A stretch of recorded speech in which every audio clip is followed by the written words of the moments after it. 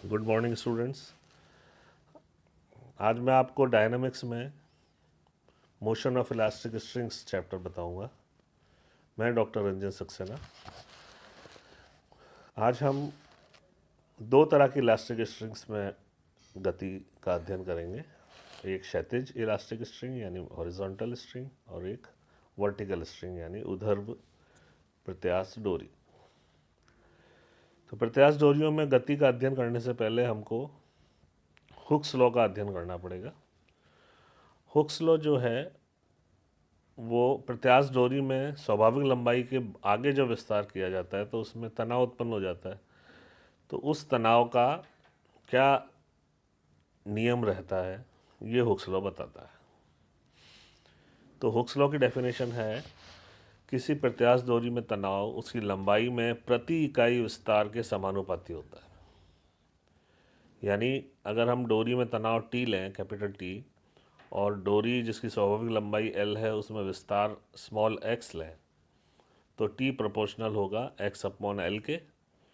और constant of proportionality अगर lambda ली जाए तो T is equal to lambda x by L.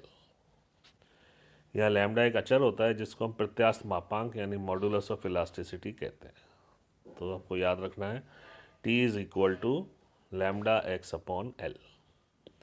अब पहले हम लेते हैं क्षैतिज डोरी।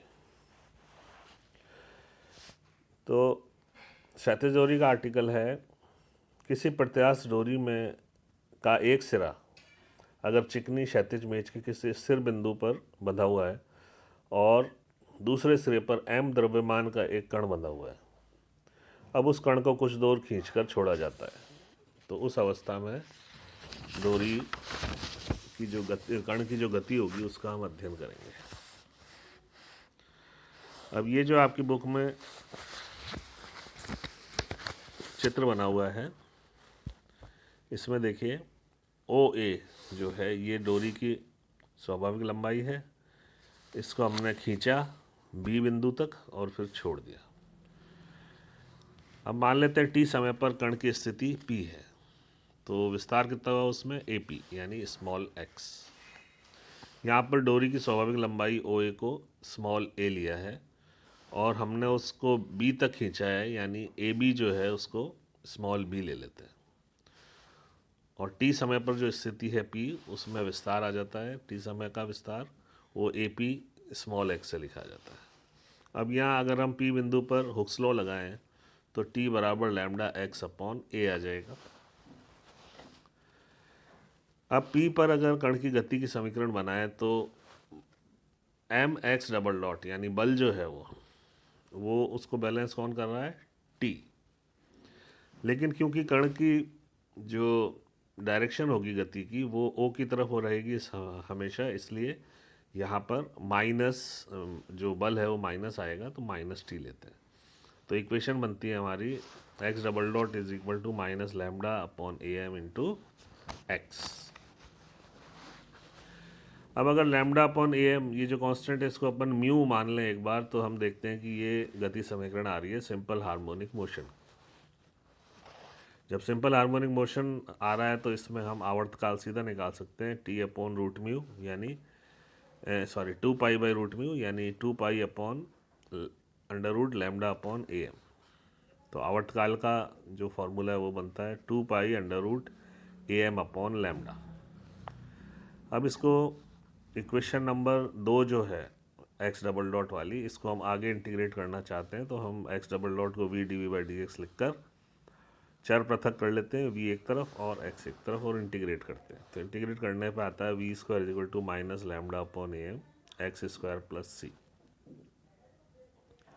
अब सी की वैल्यू हमको इनिशियल पोजीशन से निकालनी होगी तो इनिशियली हमने डोरी को बी बिंदु तक खींच के छोड़ा था तो बी बिंदु पर हम कांस्टेंट निकालते हैं। बी बिंदु पर एक्स की वैल्यू स्मॉल बी है और वहाँ पर क्षणिक विरामावस्था है, वहाँ पकड़ के हम बैठे हुए उसको फिर छोड़ा है तो v ज़ीरो हो जाएगा। ये दोनों वैल्यू यहाँ रख के c का मान निकाल लीजिए और ये जो हमको इक्वेशन मिलती है we square equal lambda upon A m b square minus x square, ये कण की किसी भी बिंदु p यानी किसी भी समय t और किसी भी दूरी x पर वेग देगा। अब कण जब ए बिंदु पर पहुंचेगा तो ए बिंदु पर वो स्वाभाविक लंबाई आ जाएगी डोरी की, और जो विस्तार है वो ज़ीरो हो जाएगा, यानी एक्स ज़ीरो हो जाएगा। तो इसी फॉर्मूले में एक्स को ज़ीरो रख दें आप, तो ए बिंदु पर वेग वी ए वो आपको मिल जाता है लैम्डा अपॉन ए एम का अंडर रूट इंटू बी। अब ए बिंदु पर डोरी स्वाभाविक लंबाई में आ जाती है अपनी, तो वो इस अचर वेग से ओ की तरफ बढ़ेगी, कण जो है वो की तरफ बढ़ेगा और तनाव ज़ीरो हो जाएगा उसका, ए से ओ के बीच में तनाव ज़ीरो होगा तो एक्स डबल डॉट भी ज़ीरो हो जाएगा। तो अचर वेग से वो ओ को क्रॉस करके लेफ़्ट साइड में जाएगा। लेफ़्ट साइड में वो ए डैश, यानी ओ ए डैश को अगर आप स्मॉल ए लेते हैं तो वो ए डैश तक जाएगा, और ए डैश को भी क्रॉस करते हुए वो बी डैश की ओर जाने लगेगा। जैसे ही वो ए डैश को क्रॉस करेगा उसमें पुनः तनाव उत्पन्न होगा, और उस तनाव की वजह से उसका वेग जो है वो घटने लगेगा और त्वरण जो है बढ़ने लगेगा। तो वो ए डैश को क्रॉस करता हुआ फिर बी डैश पर जाके क्षणिक विरामावस्था लेगा। तो यहाँ ए डैश बी डैश भी स्मॉल बी होगा और ओ ए डैश स्मॉल ए होगा, और वहाँ जाकर वो फिर एक बार क्षणिक विरामावस्था में आएगा और वापस ओ की तरफ रवाना हो जाएगा। तो इस तरह हम देखते हैं कि बी से बी डैश के बीच में कण दोलन करना शुरू कर देता है, लेकिन इस दोलन के दौरान उसकी जो बी से ए और ए डैश से बी डैश, ये जो गति का पोर्शन है ये आएगा सिंपल हार्मोनिक मोशन के अधीन। डैश के बीच में जो उसकी गति होगी वो अचर वेग से होगी। तो अब हम जब दोलन काल निकालना चाहेंगे तो हमको इस गति को 3 टुकड़ों में लेना होगा, बी से ए, फिर ए से ए डैश और फिर ए डैश से बी डैश। और दोलन पूरा करने के लिए इस पूरे समय को ट्वाइस करना पड़ेगा। उसके बाद हमने जो वैल्यूज़ निकाली हुई हैं वो वैल्यूज़ यहाँ आ जाएंगी, और इन वैल्यूज़ को सरल करके हम देखते हैं कि जो पूरा दोलन काल है, एक दोलन में लगा समय, वो आता है under root a m upon lambda into 2 pi plus 4 a by B.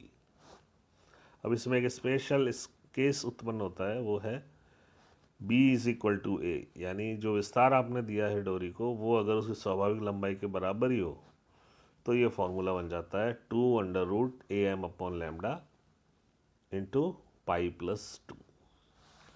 तो ये थी गति की विवेचना जब कण एक क्षैतिज डोरी से बंधा हुआ था और उसको एक निश्चित दूरी तक खींचकर छोड़ दिया गया था।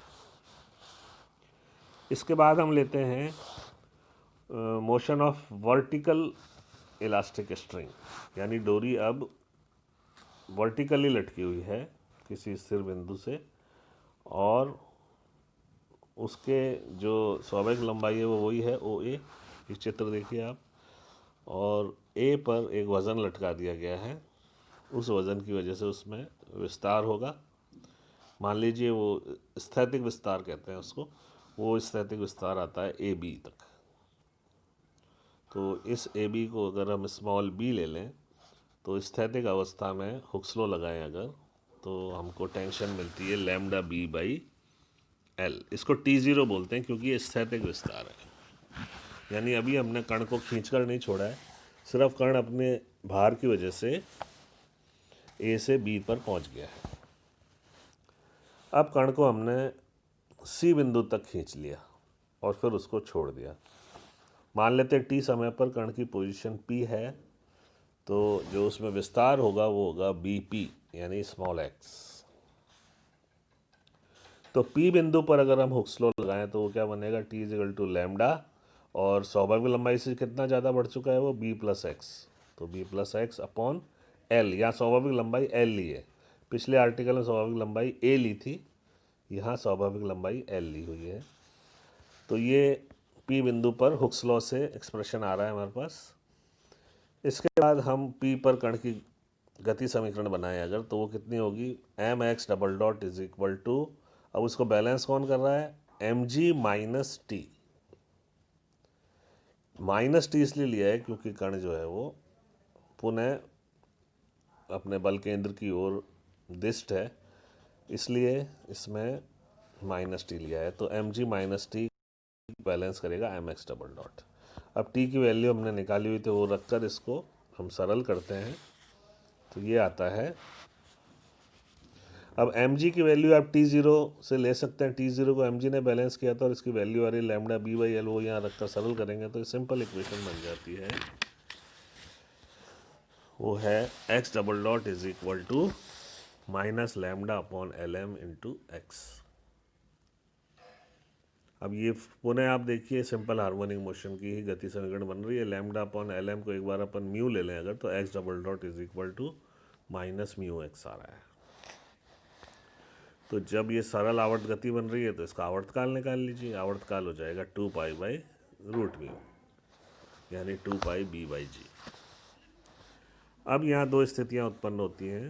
पहली है जो हमने खींच के छोड़ा था, तो वो खिंचाव की दूरी बी सी जो है वो अगर स्थैतिक विस्तार से कम ली जाए, यानी सी इज़ लेस देन बी, तो उसमें क्या होगा कि डोरी तनाव रहित कभी नहीं होगी और उसका सिंपल हार्मोनिक मोशन ही चलेगा। उसका गति केंद्र अब बन जाएगा और वो बी के दोनों तरफ ऊपर नीचे की ओर दोलन करेगी सिंपल हार्मोनिक मोशन के अधीन, यानी उसका आवर्तकाल वही रहेगा जो अभी आपने निकाला था 2 पाई रूट बी बाई जी। लेकिन यदि आप खींचने वाला जो विस्तार है, मैकेनिकल विस्तार कहें अगर इसको हम, तो सी ग्रेटर देन बी ले लेते हैं, बी स्थैतिक विस्तार है, तो अब पार्टिकल जो है वो सी पर आकर जब छोड़ा हमने उसको, तो अब बी सी जो है वो ए बी से ज़्यादा है। तो अब जब लौटते समय कण जो है वो डोरी के बिंदु ए से भी ऊपर निकल जाएगा, यानी डोरी ढीली पड़ जाएगी और उसमें तनाव ए के ऊपर शून्य हो जाएगा। तो अब इस अवस्था में हम देखते हैं क्या सूत्र हमको मिलते हैं। इक्वेशन गति की वही है, v d v by d x minus lambda upon l m, इसमें चर पृथक करके इंटीग्रेट किया। अब कांस्टेंट ऑफ इंटीग्रेशन निकालना है। अब इनिशियल पोजीशन सी है, सी तक हमने खींच के उसको पकड़ के बैठे हैं, उसके बाद उसको छोड़ा है, तो सी पर हम कांस्टेंट के की वैल्यू निकालेंगे। तो सी पर जो विस्तार है एक्स वो हो जाएगा स्मॉल सी, और वेग एक बार ज़ीरो लेंगे सी पर, क्योंकि हमने उसको पकड़ के रोका हुआ है। तो इससे के की वैल्यू आ जाएगी जो, उसको आप रख दीजिए इक्वेशन में, तो v square is equal to lambda upon l m c square minus x square. अब ए पर क्या होगा, ए पर x की वैल्यू है b, इसमें माइनस भी इसलिए शो किया है क्योंकि कण ऊपर की ओर जा रहा है। तो हम x की जगह माइनस भी इस सूत्र में रखें तो हमको वेलोसिटी एट a मिल जाएगा, वो आ रहा है v a square g upon b c square minus B square. ये पूरा कांस्टेंट वेग है। अब इस कांस्टेंट वेग के वजह से कण ए को ऊपर जब जाएगा तो उसकी डोरी ढीली हो गई है, तो अब वो गुरुत्वाकर्षण के अधीन गति करने लगेगा ए के ऊपर। तो ए के ऊपर वो कितनी ऊंचाई तक जाएगा वो हम निकाल सकते हैं, we a square upon 2g करके, तो C square minus B square upon 2b। तो ये स्थिति तब तक होगी जब तक कण ए के ऊपर प्राप्त ऊंचाई 2l से अधिक ना हो, अन्यथा पुनः सिंपल हार्मोनिक मोशन की गति हो जाएगी। तो ये दोनों आर्टिकल्स थे क्षैतिज डोरी और ऊर्ध्व डोरी के लिए।